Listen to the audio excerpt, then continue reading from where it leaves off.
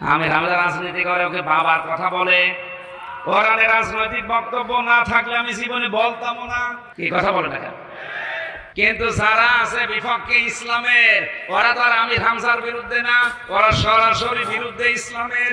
যেহেতু 92% নামধারী মুসলমান আমরা আছি, সরাসরি বলতে পারে না আল্লাহ মানি না, এই জন্য ঘুরিয়ে পেঁচিয়ে বলে যে আমির হামজা রাজনীতি করে, ওর কথা শুনি না।